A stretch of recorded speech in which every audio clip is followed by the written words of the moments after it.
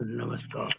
YouTube channel maths era and civil engineering by RP Vyas एवं Teachmint app की ओर से मैं आरपी व्यास यानी राजेंद्र भैया ji diploma second year third semester civil branch के उन सभी स्टूडेंट्स का हार्दिक स्वागत एवं अभिनंदन करता हूं जिनको सब्जेक्ट कोड CE 3003 यानी कि मैकेनिक्स ऑफ मटेरियल्स के अंदर बहुत अच्छी तैयारी करके A+ ग्रेड प्राप्त करनी है।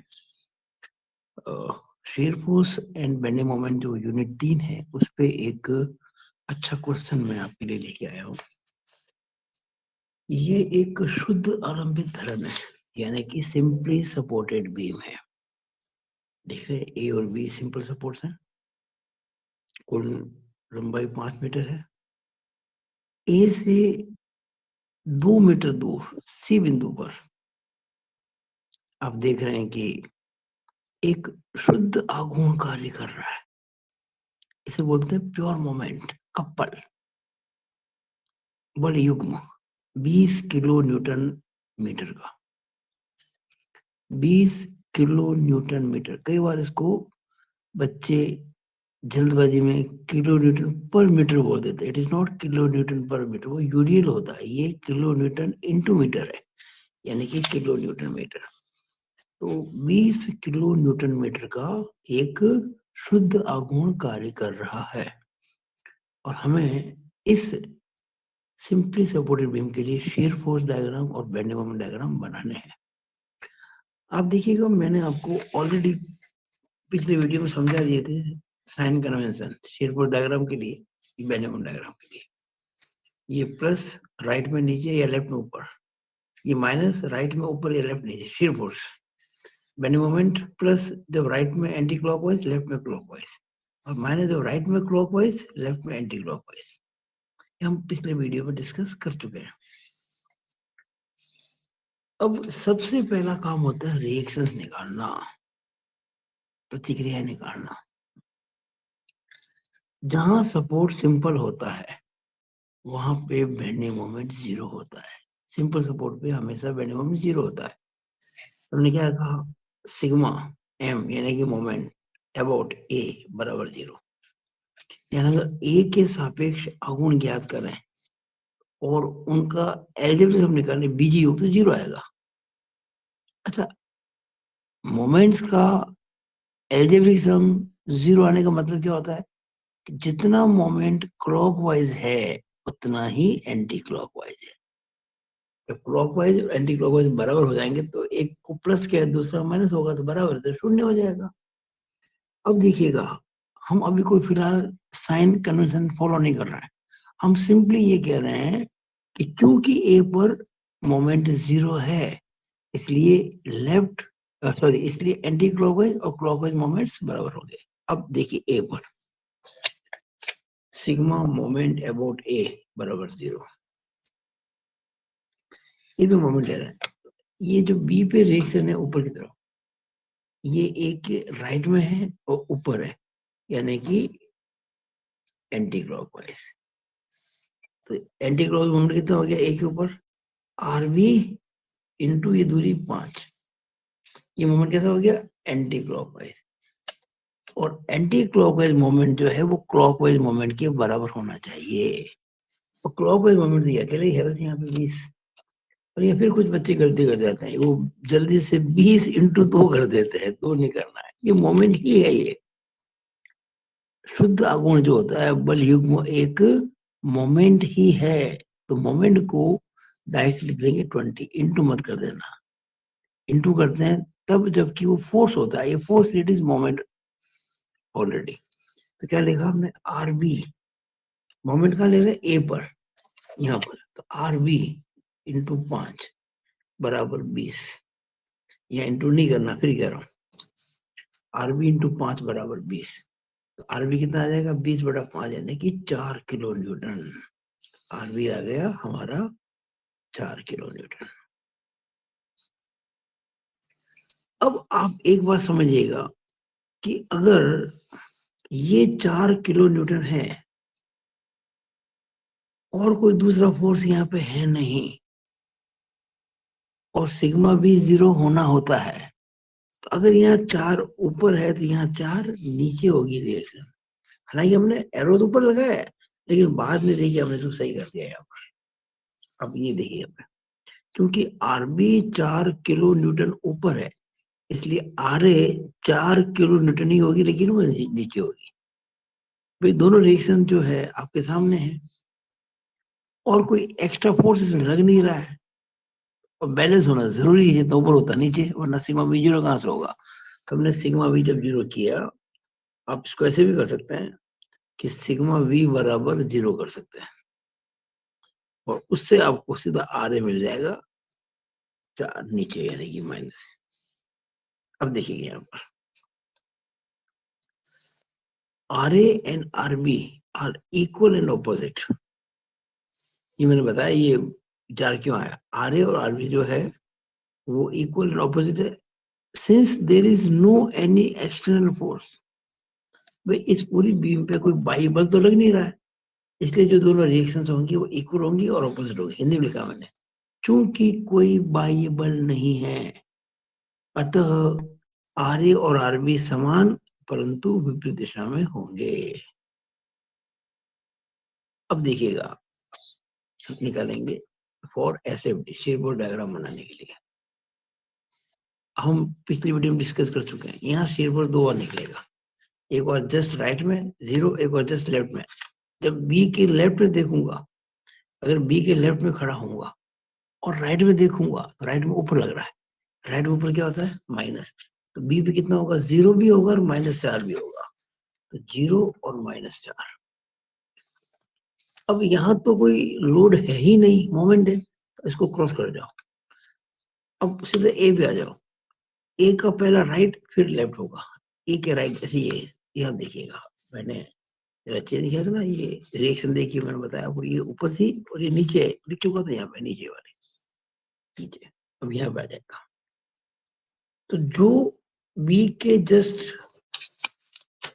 जो शेयर फोर्स बी के जस्ट राइट में है, वही शेयर फोर्स ए के जस्ट लेफ्ट में होगा। सॉरी सॉरी सॉरी, जो शेयर फोर्स बी के जस्ट लेफ्ट में है, वही शेयर फोर्स ए के जस्ट राइट में होगा, क्योंकि यहाँ से यहाँ तो कोई लोड है ही नहीं। आप कहेंगे है ना ये लोड नहीं है, ये मोमेंट है, प्योर मोमेंट है, no shear no any force, तो सेम रहेगा। यानी अभी हमने कितना निकाला था यहाँ पे -4 बी पे, तो ए पर भी -4 ही रहेगा, लेकिन वो -4 कहाँ था, just to the left of B, और एफ ए कितना -4, ये कहाँ है, just to the right of A, यानी कि जो बी के लेफ्ट में शेयर फोर्स है, वही शेयर फोर्स ए के जस्ट राइट में होगा। लेकिन जैसे ही ए के लेफ्ट में आ जाएंगे आप और राइट में देखेंगे तो ये 4 नीचे लग रहा है, और राइट में नीचे क्या होता है देखिएगा, राइट में नीचे, ये राइट और नीचे, अरे इसमें 4, ये 4 है, तो ये -4 + 4 बराबर 0, तो 0 से शुरुआत हुई, 0 पे खत्म। तो ए और बी पे शुरुआत और खत्म सब 0 पे होगा, एक जगह -4, ये -4, प्लस तो कहीं है ही नहीं। तो ये देखिएगा it is our base line, ये हमारी आधार रेखा है, ये बेस लाइन है। तो यहाँ 0 भी था और -4 भी था, फिर कांस्टेंट चल रहा था, फिर -4 भी है और 0 भी है, देखा ना आपने, 0 से -4 फिर कांस्टेंट, फिर -4 से 0, 0 से -4 फिर कांस्टेंट और फिर -4 से 0, 0 से -4 फिर कांस्टेंट और -4 0। अब आप कहेंगे तो आपने माइनस लगा ही नहीं, भैया हमने माइनस लिख दिया यहाँ पर, जब फिगर में माइनस शो करते हैं ना, अब कोई यहाँ -4 नहीं लिखना है। ये बन गया एसएफडी। अब बनाएंगे बीएमडी। अब देखिएगा बेंडिंग मोमेंट डायग्राम कैसे बनाया, मैं लिख दिया यहाँ पे फॉर बेंडिंग मोमेंट डायग्राम। देखिए जो सिंपल सपोर्ट्स होते हैं उन पे बेंडिंग मोमेंट 0 होता है, सपोर्ट्स पर, क्योंकि वहां कोई प्योर मोमेंट नहीं है। ध्यान दीजिएगा, जहाँ शुद्ध आघूर्ण होता है वहां 0 नहीं होता है, यहाँ देखिए शुद्ध आगुण है, यहाँ जीरो नहीं होगा, लेकिन ए और बी पर कोई प्योर मोमेंट नहीं है, तो ए और बी पर मोमेंट जीरो होगा। तो हमने सीधा लिख दिया एम ए बराबर एम बी बराबर जीरो, क्योंकि सिंपल सपोर्ट है और कोई प्योर मोमेंट नहीं है। अब सी पे निकालेंगे। अब ध्यान से देखिएगा, जहां पर भी प्योर मोमेंट लगता है, यानी कि कपल बलयुग्म, वहां बेंडिंग मोमेंट अचानक से बदलता है, सडनली चेंज होता है। आपको मैंने बताया था पिछले वीडियो में, जहां पॉइंट लोड होता है वहां पे शियर फोर्स डायग्राम में एक वर्टिकल लाइन आती है, और कपल के केस में जहां कपल होता है वहां बेंडिंग मोमेंट डायग्राम में एक वर्टिकल लाइन आती है। शियर फोर्स डायग्राम नहीं आएगी, बेंडिंग मोमेंट आएगी।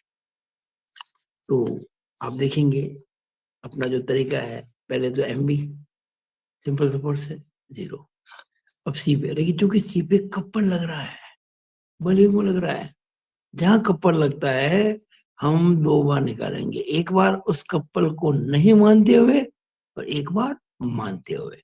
हम जब यहां से आ रहे हैं बी से, पहले ये मानेंगे हम सी पर अभी जस्ट राइट में हैं, अभी सी पे पहुंचे नहीं है। जब सी पे पहुंचे ही नहीं है तो ये कपल को हम कंसिडर नहीं करेंगे। तो सी पे कितना देख रहा है आपको, ये देखिए राइट में देख रहे हैं, ऊपर है राइट में, ऊपर क्या होता है एंटी क्लॉकवाइज, और राइट में एंटी क्लॉकवाइज मोमेंट क्या होता है देखिएगा, राइट में एंटी क्लॉकवाइज प्लस होता है। तो आप देखेंगे सी पे +4 × 3, +4 × 3, 4 × 3 12 किलो न्यूटन मीटर। ये just to the right of C है, ये सी के जस्ट राइट में। अभी अपन सी पे पहुंचे नहीं है, हम सी के राइट में ही खड़े हो गए।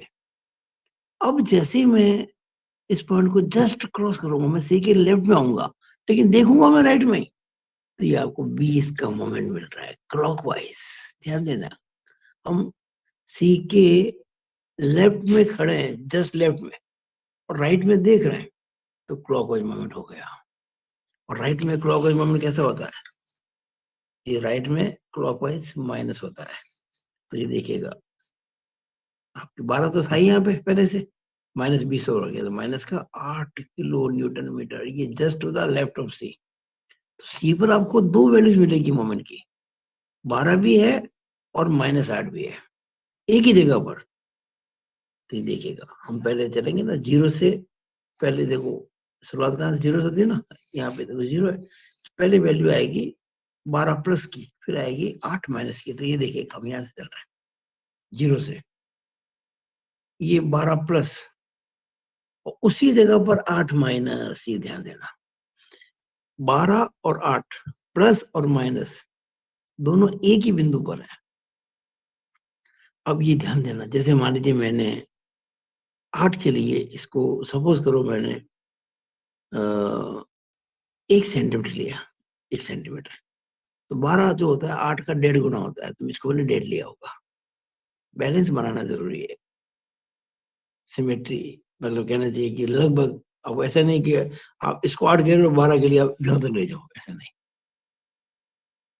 थोड़ा आपके अनुमानित काम करना है ताकि वो अच्छा लगे, प्रोपोर्शनेट।